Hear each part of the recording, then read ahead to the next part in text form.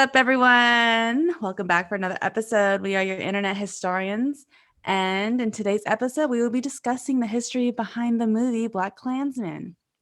Ron Stallworth is the first African-American detective to serve in the Colorado Springs Police Department. Determined to make a name for himself, Stallworth bravely sets out on a dangerous mission, infiltrate and expose the Ku Klux Klan. The detective soon recruits a more seasoned colleague, Flip Zimmerman, into the undercover investigation of a lifetime.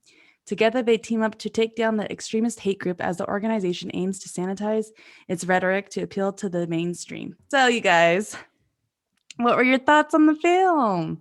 I liked it. I liked it so much, guys. My extra credit this week was that I read the book. I was like, there was a book. Yeah, Wait, really? Yeah, I read the book. How long is the book? The whole book? Yeah, I know. I don't read. It took me a long time because I kept falling asleep. Not that it was boring. It's just that I have this problem where every time I read something really long, I fall asleep. So it was 175 pages, but there was like at least, I want to say 30 pages or something like that are pictures. Not like there's 30 pictures. It's just that like, because there are a couple pages that were blank. Anyway, so yeah, there were pictures in there too. So maybe I guess 125 in total. That's not a very long book then. No. Yeah, I liked it. Actually, I liked the kind of, I don't know, it seemed very like simplistic in the way that it was like filmed, I guess, but like it like worked well for like, I guess, the story that they were telling. And so I liked it. I wasn't expecting it to be funny, so I thought it had funny moments in there too, so I enjoyed it. I think they did want it to be funny because in the book they kept talking about how like all of the people that would find out about his investigation would just like laugh their butts off over how he's doing this, how he's infiltrated the KKK. So I think they wanted to have some humor in it because the cops who were doing the investigations or any of them who found out about it thought it was hilarious. I like this movie. I'm glad that we put it on there because I don't know. This is the second time that I've seen it, and it was actually kind of funny because when I started watching it, I was just like, oh wait, we just watched a movie, and I got really excited because Adam Driver was in it, and now we're watching an Adam Driver movie. I was thinking the same thing. I was like, oh my god, there's Adam. Alec is gonna. I didn't think he was gonna have as big because I didn't really honestly know what the film was gonna be about at all. Like I knew it obviously had something to do with him and the KKK, but I never read anything about it. And so I was kind of surprised at how big of a role that Adam Driver's character Flip had in the whole thing. Yeah, I guess he was just going to be kind of more like just a side character, but he kind of was like one of the main characters of the thing too. So, oh my god, but the KKK people were so like the drunk dude or whatever. What drunk dude? Oh, Ivanhoe or whatever his name was. I don't freaking know, but he was annoying. I was so annoyed. You know what's so crazy is that he has a role in the show Cobra Kai, and like his name in that show is Stingray, or his nickname. And so the whole time I was like, is that Stingray? And like I couldn't take him seriously. Like after that, I was like, that's Stingray. Like this is so weird. Like he kind of reminds me of like Zach Galifianakis. Yeah, Galifianakis. That one. Well, I just didn't see really the point of his character though either, but whatever. Yeah, I guess. Yeah, but I was just like, I don't know. I just didn't find anything that he was saying funny. I just was like annoyed. But I think it's because if I met a person like that in real life, I'd just be really irritated the whole time. So that's probably maybe that's the point. Maybe they wanted to show how annoying some people were, and like Adam had to, do his be a good detective and just brush it off and mess around with him. That's what I was thinking the whole time when I was reading the book. I was like, dang, I don't know how these guys can like sit and talk to these guys and like hold back what they really feel. The book is definitely really different than the movie. So obviously the movie, they had to sprinkle their little magic movie dust on there and make it a little bit more exciting in certain parts. Really, really different how? Because from my research, it was really true to the book. No, it's true to the book, but I mean like in the sense that they obviously sped a lot of things up, so it seemed like one thing happened after the other, and then the Patrice relationship didn't happen, and then the bombing didn't happen. So yeah, in reality, it was like a 9-month investigation or something like that. Even 9 months seems pretty quick though. Remember. Was it that long? Oh yeah, I think it was actually, yeah. Let's learn All about right. Ron Stallworth. Ron Stallworth. So, in an interview, Spike Lee said that Jordan Peele called him and said 6 words to convince him to do this movie. And those 6 words were black cop infiltrates Ku Klux Klan. I'm glad you counted that out. So that black cop was Ron Stallworth. All right, let's take you back. All right, let's go back before the KKK. So Ron was born in Chicago, and his mom actually moved them to El Paso, Texas. And he said that that was like one of the best decisions she's ever made because I guess like maybe where he was growing up or the Chicago area in general, there were like gangs and just like not great influences. You know what I mean? And El Paso just was a better experience for him. Plus, it was like close to the border. So actually, he kind of had a little multicultural town or like school that he went to. So, in senses of like extreme racism, he didn't experience that. And, you know, we kind of think of that maybe in like southern states like Texas, but he actually didn't experience that. I mean, he experienced racism, but like, I think not to the extent that we imagine in our heads. But then in 1972, his family moved to Colorado Springs, and Ron actually wanted to be a high school PE teacher. And he thought that joining the police cadet program would help him put him through college. So he joined the cadet program, and that takes students ages 17 to 19. And what that is also trying to kind of recruit people into joining the academy. And then on top of that, they wanted more diversity. So that's why they were also like reaching out to the kids, the youths, you know, as Schmidt would say. So he was hired on November 13th, 1972. He was paid $5.25 an hour, which is good because the minimum wage at the time was $1.60 an hour. He was the first Black guy that they hired. And we saw that interview kind of scene, and they talked about, you know, how he kind of needed to be the Jackie Robinson of the program. Which I finally got that reference. I know. Now that we did our episode. I was thinking that the whole time. I was like, did I understand it when I watched it the first time? I don't think I did. I I was just like, didn't. all right. It probably just like went over my head. So if you didn't listen to that episode, go check it out right now. Go listen to it. Pause right here and go listen to that. And then come back. Yeah, we'll wait. No, just well, if you don't have the time, it's basically that he needs to be the guy that doesn't start a fight over what he's being called, you know, and just be the guy to also open the doors for more diversity in their department.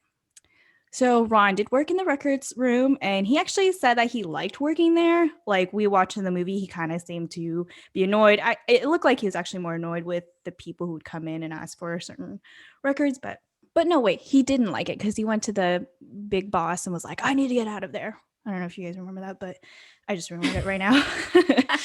So, but he said he did like it. And he tried to, what he like used out of that being in there is kind of getting on the good side with the narcotics team, because that's what he wanted to do. He wanted to be undercover detective. I was like, what's the word? Undercover detective. So every time someone from narcotics would come in, he would like try to get on their good side. And one of them, their name's Arthur. And he was kind of like the lead. And so every time Arthur came in, he'd like ask him like 1,000,002 questions about the job, and then constantly be like, hey, hire me, like put me on your team, like let me go. And so Arthur would always be like, oh, that kid. But finally one day, Ron graduated in 1974, and then he was doing your like typical police work of like writing tickets, you know, getting those calls about disturbances and checking them out, etc. And then in 1975, Arthur was like, I need you for an undercover job. And Ron was like, oh, hell yeah. So that's kind of what happened in the movie. Arthur was like, we need you to go to this event where Carmichael is speaking, and we need to know the vibe, and if we need to be concerned if something's going to happen, you know, because they're thinking of like what was happening, I guess, in the late 60s. And they didn't want that to happen again, or at least happen in their town. So they just asked him to check out the vibe. And it's basically kind of what happened in the movie. He like kind of got into it, but was like, let me not like be too obvious because people are listening to me. But then I'm also like, yeah, Black Power.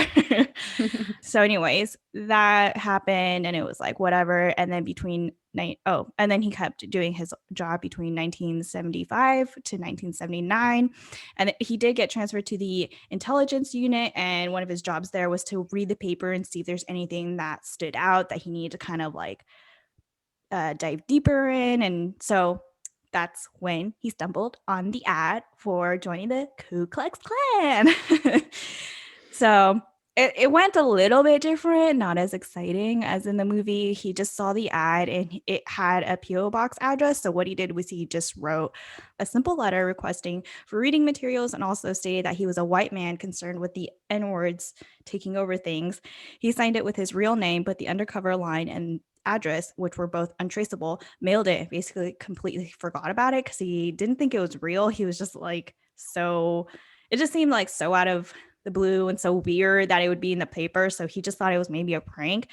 And then a week later, that's when he received a phone call asking for Ron Stallworth. And he was like, whoa, why are they using my name? This is the undercover line. Like they should be using one of my undercover names. And the person on the other end said that he was Ken, the local organizer of the Colorado Springs chapter of the KKK, and he received his note in the mail, and the rest was history. So I'm going to talk about basically why it was stopped, because I don't know, when I was first watching, I've only watched it one time. When I was watching the film, I was kind of a little disappointed that there wasn't more done with the whole like them being undercover investigating the KKK. Like I was still waiting for something more, like at the end I was like, wait, it's over. And that I don't know. I just feel like there wasn't a big enough resolution for me with that. We got some stuff done. I know, but I mean, like, it still didn't feel like enough, Right. Yeah. I think Ron felt that way too. And that's why, I think that's why he wanted to keep going with the investigation. And then on top of that, he says that people ask him that question a lot. Like, don't you do you not feel like satisfied? You know what I mean? Like maybe there's like this level of unsatisfaction. And he said, no, not, I mean, the best part about it is that they prevented things from happening. Yeah. But still I wanted more. I wanted them to like arrest everybody and like whatever, I just wanted all that kind of crap to happen. Okay. So anyways, so I'm just going to kind of talk about why it was stopped and what kind of happened or what kind of came from the whole investigation. Like what was the good things that came from it. So after 9 months of gathering intel on the Colorado chapter of the KKK, the investigation was stopped. Unlike the film, the investigation wasn't stopped because an ex-con discovered Flip's identity or a bombing made things too risky for the department. After a local KKK organizer who was moving out of Colorado Springs suggested that Stallworth succeed him, the chief immediately shut down the investigation and instructed Stallworth to destroy all evidence of it. So I think that happened in the movie too, right? Where he was like, you should be, I think because the Ken guy was like talking to him and saying, you need to be the person that takes over and is the president of the chapter once I leave. The chief immediately shut down the investigation and instructed Stallworth to destroy all evidence of it. Stallworth wrote, I believe he was fearful that if word got out that CSPD officers were sworn Klansmen, he would have a PR disaster on his hands, which I mean, yeah, but it's like also you're undercover. So it's like, how is it even going to get out in the first place? Is everything undercover and all your guys' identities are undercover and, like everything's untraceable, the landline and everything. So it's like, how, and also, I mean, the only other evidence, I guess, would be that he had that little card or whatever that had his name on it. But it's like, first of all, the Klansmen wouldn't want to have that revealed either, that someone who was Black infiltrated their thing and, was in their system finding out information. So it's like both sides wouldn't have done that then. I don't know. But anyways, I don't know. It just seemed kind of like weird, but also during the times, I guess, I don't know, makes sense, I suppose. Okay, so then again, like I was saying, what came of this whole organization? What was the point of it? So they boarded several cross burnings and rallies and gained the trust of KKK leaders, including KKK Grand Wizard David Duke, as we of course see in the film. They also learned the identities of various KKK members, some of whom held positions in the military. 2 held sensitive positions at NORAD. Stallworth was told by officials that the 2 NORAD men were going to be reassigned to remote locations akin to the North Pole or Greenland. Stallworth says that the Klansmen also talked about bombing the 2 gay bars that existed in Colorado Springs at the time and stealing automatic weapons from Fort Carson.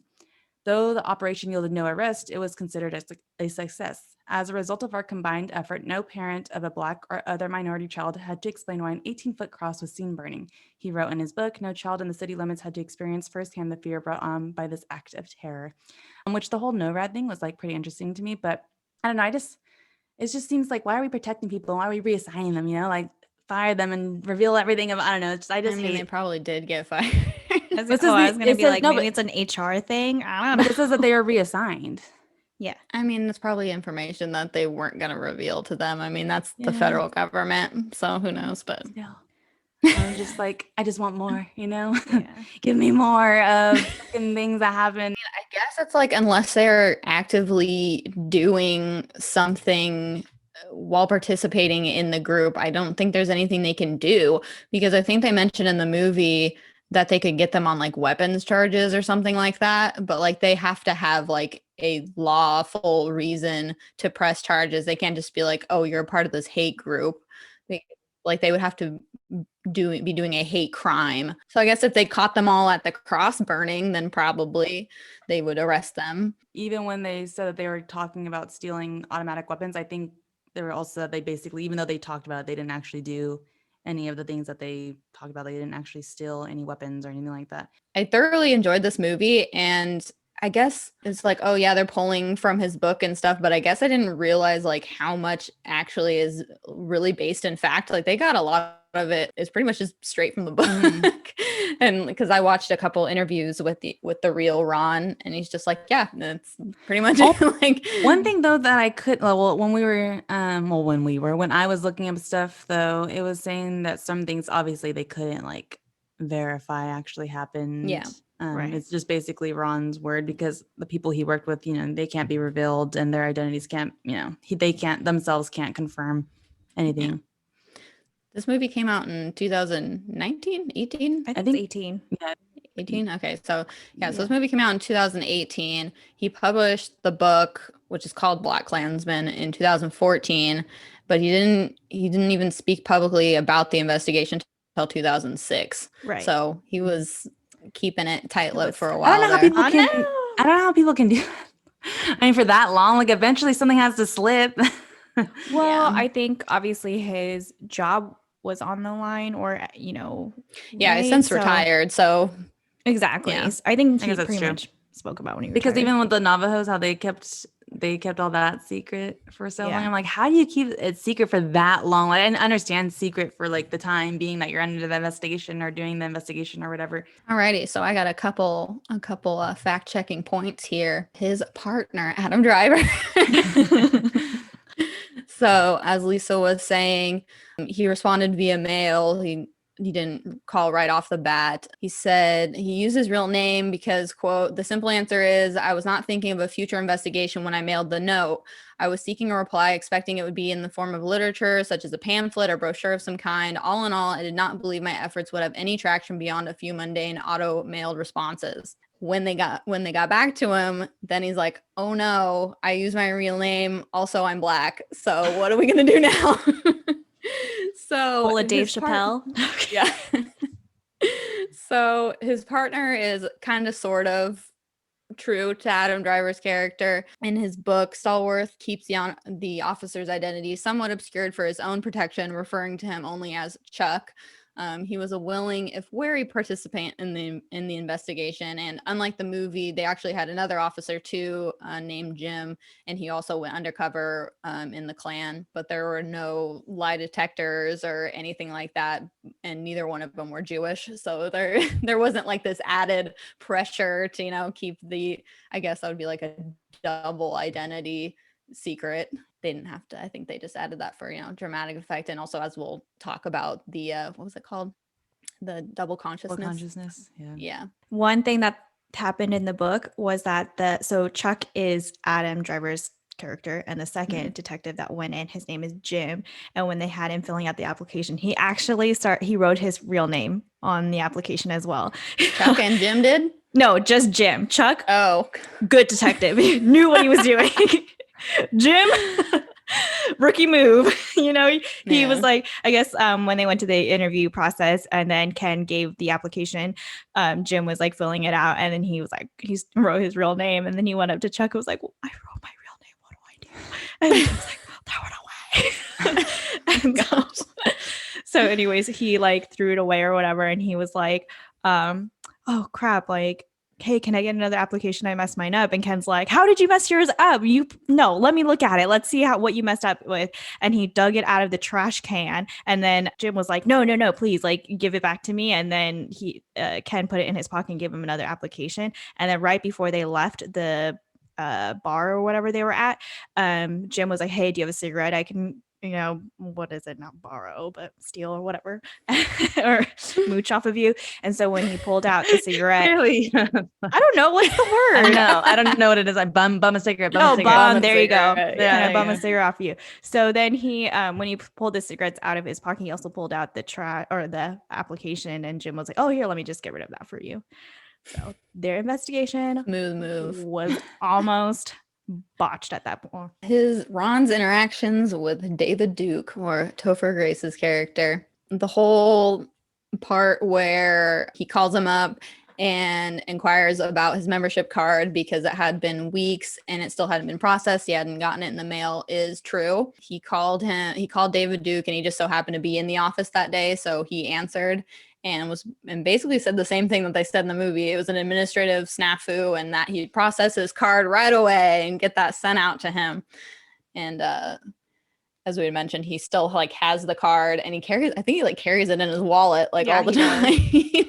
And it's signed by David Duke and everything. And from what I could find, they didn't talk as much as they portray in the movie. Like, it makes them seem like they're like BFFs always talking on the phone in the movie, but they did talk on the phone, but I don't think it was like as extensive in the movie or as in the movie. I know, it was like they were like schoolgirls gossiping every night, right? BFFs.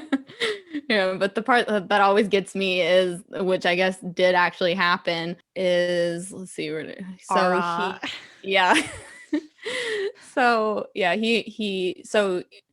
Ron brought up the point. He's like, well, what if a cop were to call, or a black person were to call? Like, how would you know, like, that they're, not who they say they are?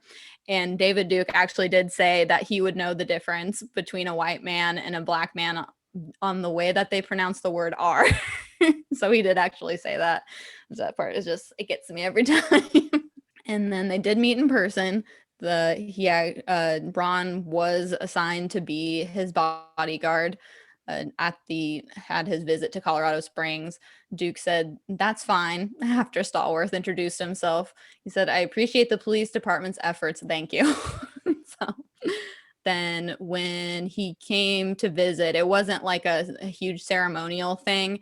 They just met at a local steakhouse for lunch, and they just had lunch. It wasn't anything like big and exciting and weird. And the showing of what is it? Oh my gosh, I'm like blanking on that. What's that movie called? Birth of a Nation. Birth of a Nation. Yeah, Birth of a Nation. Yeah, it was much more chill than that.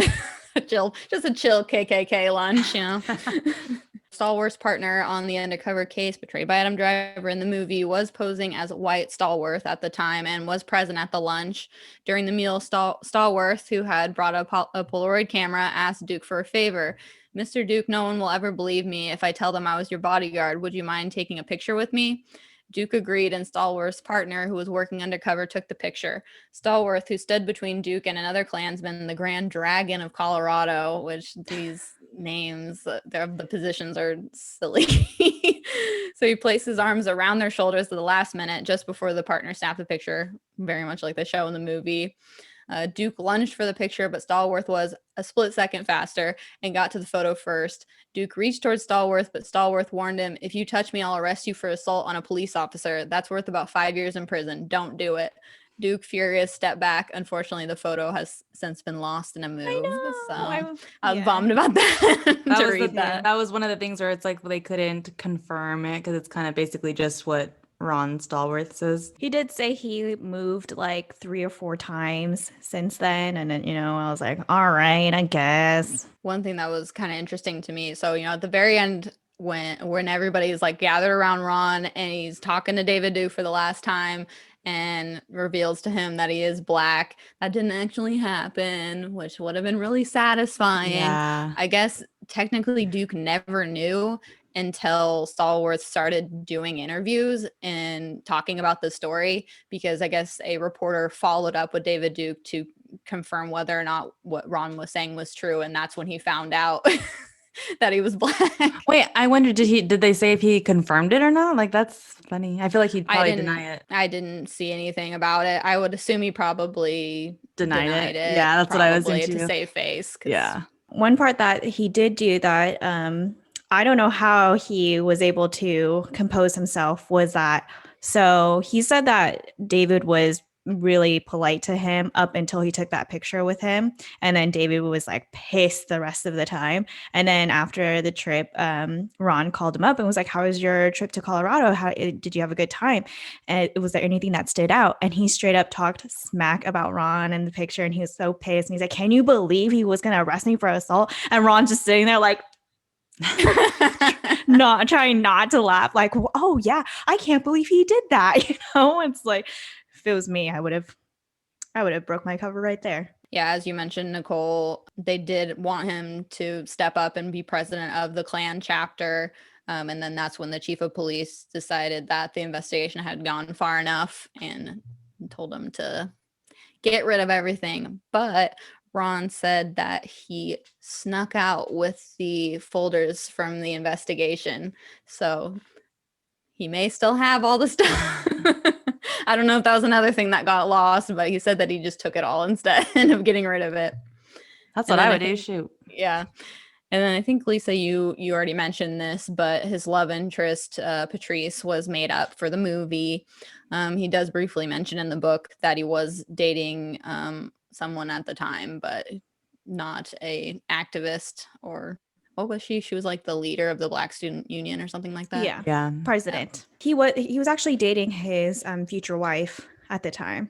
Oh. And then actually, because I went to like look up that too, and the woman he's with now is his second wife, because his the wife at the time of all of this was happening, or yeah, she passed away, I think in 2006 from cancer. He did say also that the whole aura thing, wasn't too far off, because I guess his mother-in-law is from like the South, maybe Louisiana, I can't remember for sure, and she actually says like aura. So he was like, well, David's not too far off, but not completely correct either.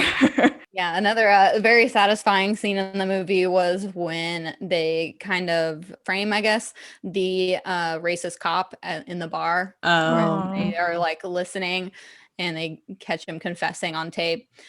So unfortunately, that's like half true, sort of. And so in his book, he does describe a patrolman named Ralph, who like Landers, the officer in the movie, shot and killed a teenage boy and was only able to hold onto his badge because of the loyalty of others in the justice system.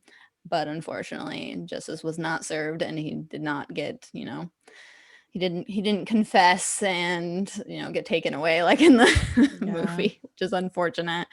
And I mean, that's obviously speaks to a larger problem with today, even with the police force. The last thing I had, which I don't know, they only show, I think, in the movie just the front of his KKK card, but in the interview that I watched with him, he held it up and there's like a personal code and like a pledge on the back of the card. I kind of wanted to read what the pledge was that the KKK members live by, I guess, because I thought it was kind of interesting. 6 of them?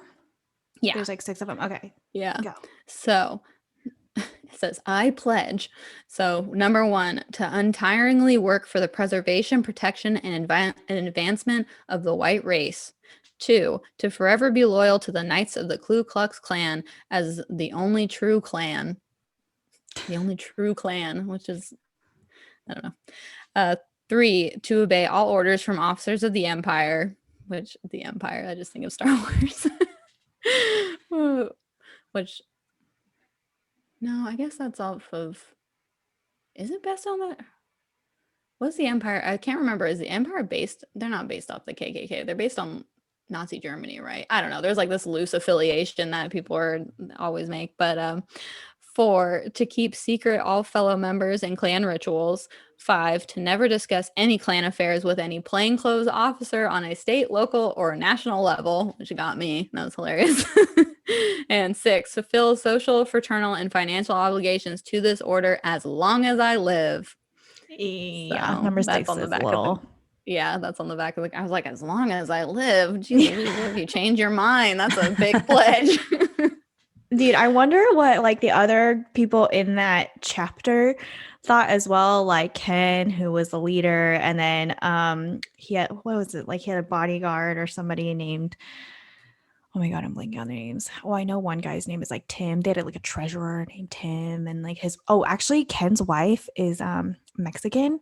And Oh, yeah, I remember, yeah, they brought that up because they're from I think they were also from Texas. And actually Ken said that he, went in this direction towards the KKK because his wife was like raped and assaulted by Black men.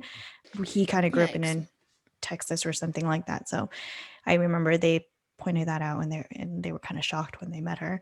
It's kind of interesting to me, just that, like, because what you just said reminded me of that time that Liam Neeson felt like he needed to overshare about how, yeah, do you remember that, where he had a friend who was assaulted by a Black man, and then he ran out of the bar to go find the nearest Black person he could to, I don't know, beat up, I guess. But it's just like, it's just so strange to me to be like, to look at that and be like, oh, it's a Black man, not just a man that is, it's strange to me. It's an interesting correlation. I guess I just don't think of race the way that some people do, but yeesh.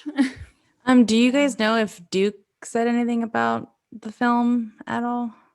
No, I didn't I look actually that didn't look up. into that. I know, same. It just literally just dawned on me right now to think about it, or like, to wonder about that. But I guess I could quickly look that up. Yeah. Well, I'll talk about Duke.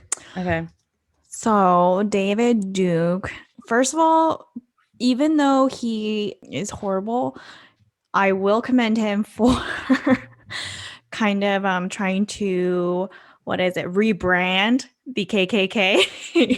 Rebrand. Okay. Yeah, there we go. Because, for years and years we see, or they're thought to be, well, they were like this violent group of people, and that's how they struck fear into everyone's homes. Then, since there's such a bad name there still is, with the KKK, David Duke was like, no, we're now just all about peace. And they wanted to go the same direction as Martin Luther King, which was like nonviolent, right? And they basically went with that structure, and they were like nonviolent. And then he was also telling all these chapters and groups like what they want to do. Their plan of action was basically get into politics. So I was like, David fucking Duke. Like, I have a brief thing on that, which I don't know if I caught this the first time I watched it, but maybe watching it again and everything that had happened since I'd watched it with the last president. But there's one part where I think he's talking to like his commanding officer, Ron is in the movie, and they do mention how they want to like get into politics and stuff like that. And Ron says, oh, I don't think anybody would elect somebody like that. And they kind of say, go along with that. And I'm just like, okay, like, yeah. I mean, I think he did it on purpose. Yeah, because it's Spike Lee. But I was just like, dang. I was going to say the other crazy thing was, so David Duke, he's the Grand Wizard, right? And then the Grand Dragon from Alabama actually married David Duke's ex-wife. And I don't know. I was like, what? Is that appropriate? Maybe then. So I just looked up, and the only thing I could really find about what David Duke said about the movie was that he said that he was concerned how he was going to be portrayed in the film, and that he only had seen the trailer, and that the trailer makes him seem like to be a buffoonish, cartoonish idiot, which I'm like, yeah. kind of Okay. are. Yeah. And then I guess like Lee was like kind of like, well, yeah, that it is going to make you look like a stupid idiot. And I guess David Duke said that he kind of respects Lee and as like a filmmaker or whatever. And then Lee was basically like, oh, that's a compliment I don't need. Are you ready for the last one? Double consciousness. Mm-hmm. Okay, so I guess basically what double consciousness is the concept that W.E.B. Du Bois, I don't know. It's basically a kind of, I guess, term that or concept that he explores. He first explored in 1903 in his publication, The Souls of Black Folk, which it describes the individual sensation of feeling as though your identity is divided into several parts, making it difficult or impossible to have one unified identity. So yeah, I mean, I think in the film you definitely see this, like you said, Lisa, in the beginning of the film where he was at that like rally, I guess. Oh, The little protest thing in the beginning where he was kind of like, yeah, like Black Power or whatever. And then like, when but then when he goes Carmichael to, was yeah, but then when he goes to speaking. like the police officers, he's like, oh yeah, like, but I was cool. Like whatever he was saying, some stuff that was like cool, but like whatever, you know? And I think that's kind of something that we definitely see him struggling with throughout the film, especially in his relationship with Patrice, because she's very much like, this is who I am. Like, I like, and how she's very like anti like police and basically like I actually kind of like how she was like, "Are you a pig?" Da, da, da. Like I don't know, and I don't know. I liked That made her. me mad. Really, I liked her like Attitude. yeah. I can see where she's coming from in the sense that it's like everything that what you work for represents is everything opposite of what I am and what I am fighting for and represents. So I can definitely see why she's like, if you stay with that, I can't be with you. Yeah, I mean, I get part of where she's coming from, but it's like hard for me. It was just making me mad and like hard for me to agree because of what his investigation was and what he was doing specifically. It's just like, but it's like it's a greater purpose. Like, come on, girl, just like give him a break at least for a little bit. Yeah, because what we understand you're trying to make a change. He is also trying to make a change. It's just not as obvious and loud and flamboyant as yours, you know?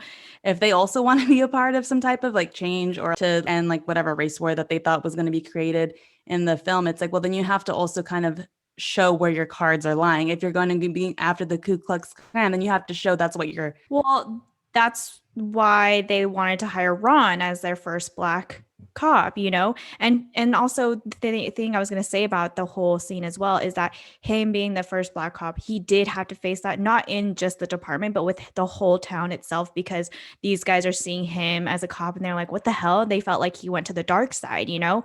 And for him, he didn't feel that way because he did feel like he was trying to make change and just like do what's right. And so with the town also felt like he went to the dark side. Yeah. But with that, the department themselves, they wanted to show like we're trying to make it diverse, because before they hired Ron, I guess they hired a Puerto Rican guy and two Mexican guys, but then after Ron they started hiring like more and more black cops. And then I think they hired there was like a black female cop that like moved up in the ranks or something like that. He's talked about at the end how many more black cops got hired. And so he also felt like that was also a part of, what he did for that department. Yeah. I think that's what the whole double consciousness is kind of just about, So, though. It's saying, saying that's what the struggle is. It's like he is both of those things. He's a cop and then he's also a black man, and he has to deal with those two different worlds, and he's trying to live both of them as one person, and that's where like the whole struggle lies. there's two people one is himself, but there's this other guy he talked about that he talked about in the beginning, like, oh, I can't believe he does that, and then he in the middle of the book he's like, now I understand. So the guy is the Grand Dragon, as Alex said. He was also in the picture with These names. I know his real name is Fred, and he's a firefighter, but he's openly racist, and he's open about being a part of the Ku Klux KKK. Okay, I'm not going to be able to say the Ku Klux Klan very well. So he was like, he's very open about being a part of that. And, the town are like, what the hell? We don't want him. But he's like, when they ask him, like, how do you do your job? He's been known to like pull out black people out of the burning buildings and give them CPR and things like that. And he's like, my job is one thing, what I like is another thing. It's just two different things. And again, Ron was like, what do you mean this is two different things? And then he felt that when he became the bodyguard of David Duke, because his opinions are one thing, but his job is to protect David. So even though maybe he didn't want to, that's his job, and he made sure that David Duke was unharmed that entire day. And then there was a second thing that he did that really, I guess, like where I was like, holy shit. So I guess there was like a 15-year-old Black kid who killed this white guy. And when they asked him, why'd you kill him? He just said, I wanted to know what it was like to kill somebody.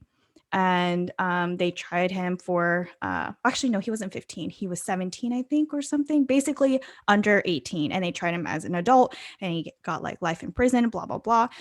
And the Black community like had an uproar and was like, oh, you need to try him as a minor, blah blah blah, you're doing this because he's Black, if you wouldn't do this if he was white, da da da da.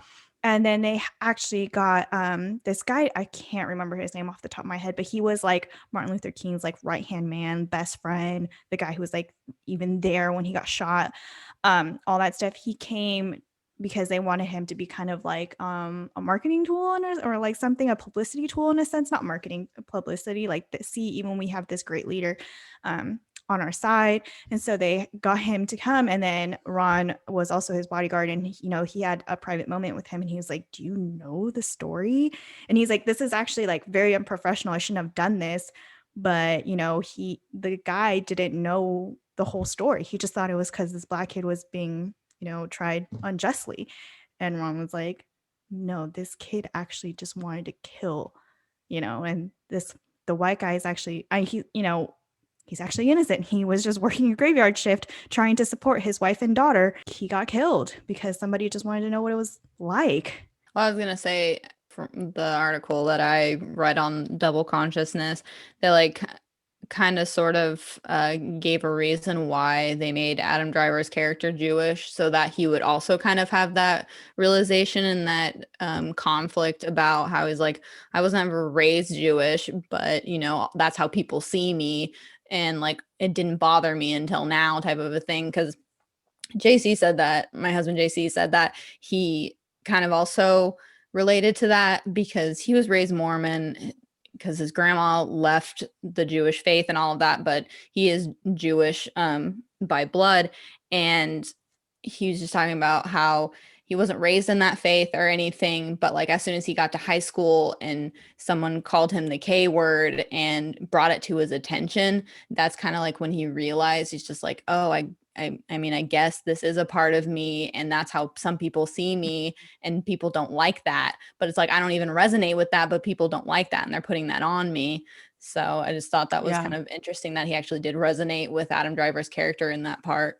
I think that was also something I saw, not specifically about the Jewish thing, but just like in general, like with Ron Stallworth too, because he even said like the way he was raised, I guess, wasn't typical, like how he spoke and everything was very different from how like other Black people spoke, and kind of just basically the same thing. It's like, yeah, I wasn't raised in a way where that was kind of like, I don't know, like he wasn't used to that, but then it's like once you are exposed to it, it's like, oh damn, this is how people see me, and like I'm not necessarily aware of it all the time, but that's like I just walk around, or like it's just thrust upon them, and they have to kind of just live with that reality of how people view them. I'm trying to like think something to, I guess, how it can relate to us like as women too, I'm sure, because I mean it also like the whole double consciousness thing, it also reminded me of like the intersectionality, where basically it's like you're all of these certain things, and it's like what is it, like say like for example, like we're women, and like Lisa's like an Asian woman or whatever, so it's like she has like different privileges because